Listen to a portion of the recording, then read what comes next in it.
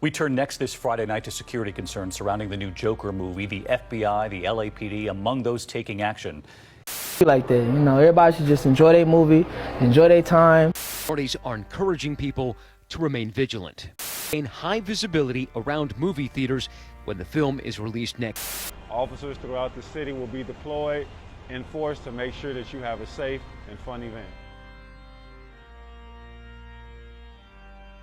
Joker 2019 was the most talked about movie of that year, for sure. And yeah, there are very divisive interpretations and reviews about whether the movie was good or bad. But do you remember when Joker, the movie about a fictional comic book character, caused mass panic that prompted U.S. military warnings and an investigation by the FBI and Homeland Security? Why are we dealing with this Joker? With the Halloween season here, and that same Joker movie having a sequel out this week, let's go over a few scary headlines when Joker 2019 caused panic. It was the theaters versus the clowns, as major movie theater chains like AMC and Landmark Theaters banned masks and costumes at all of their Joker screenings. Landmark Theaters explained the following on their website, quote, "No masks, painted faces, or costumes will be permitted into our theaters," unquote. Meanwhile, AMC was a bit more lenient about the whole thing by issuing a statement a week before the movie releasing. Essentially, they wanted to make it clear that they had always had costume policies, but anything that can conceal a person's face, specifically face paint was mentioned in the statement, or any kind of masks would not be permitted.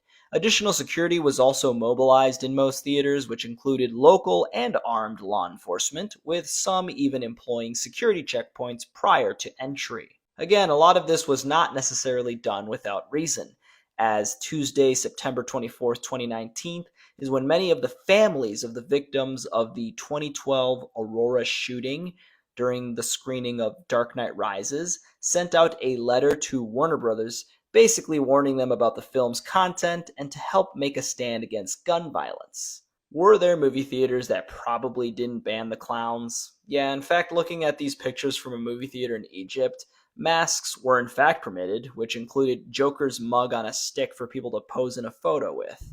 I would love to hear more stories about how this premiere was handled in other countries or whether any additional precautions were taken, so let me know in the comments below. So yeah, the US Army was definitely up in arms about clowns and incels the week before Joker was set to release. According to a memo sent to U.S. military personnel nationwide from U.S. Army leadership, they were warning all service members that, quote, "posts on social media have made reference to involuntary celibate, incel extremists replicating the 2012 theater shooting in Aurora, Colorado, at screenings of the Joker movie at nationwide theaters," unquote. That reported memo even explained what the hell incels are. Quote, "Incels are individuals who express frustration from perceived disadvantages to starting intimate relationships," unquote, who, quote, "idolize violent individuals like the Aurora movie theater shooter," unquote. Here's a little more.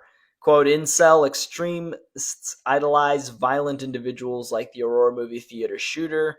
They also idolize the Joker character, the violent clown from the Batman series, admiring his depiction as a man who must pretend to be happy but eventually fights back against his bullies," unquote.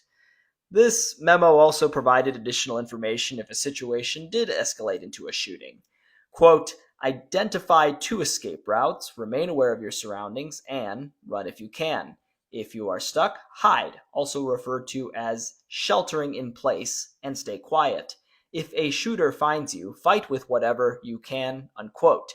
Even before this memo was sent out, an unrelated memo sent out on Monday by military officials at Fort Sills Army Base in Oklahoma was based on intelligence gathered by the FBI from the disturbing and very specific chatter of alleged extremists on the dark web planning shootings. Quote, "Commanders need to be aware of this threat for soldier and family safety and to increase situational awareness should they choose to attend the release of the movie at a local theater," unquote. From another report from CNN, the New York Fire Department's Counterterrorism Task Force sent out an internal memo prepping field units for the release in an abundance of caution, according to FDNY spokesman Jim Long. I'll tell you right now, I would have loved to seen some moron try to pull something because it probably would have ended up like what you're seeing right now. So what threats were actually raised during the Joker release?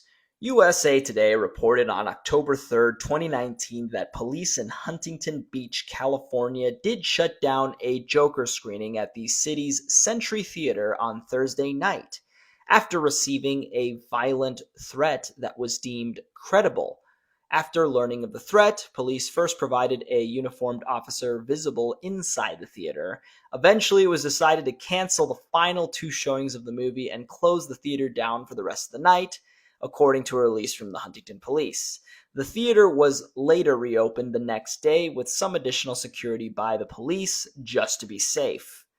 In a joint intelligence bulletin shared with the police in the week of the premiere and obtained by CNN, federal authorities write that the FBI have zero info on, quote, specific or credible threats to a particular location or venues, unquote, but noted that they received several tips of threats posted on social media since at least May. The bulletin also noted that these threats contain references to incel behavior, as well as a subset of the community that refers to themselves as clown cells. I hate clowns. In a Vice article on the same subject of the clown cells, they further elaborated on some of these threats after investigating a popular incel forum where many of these troubling messages were being housed.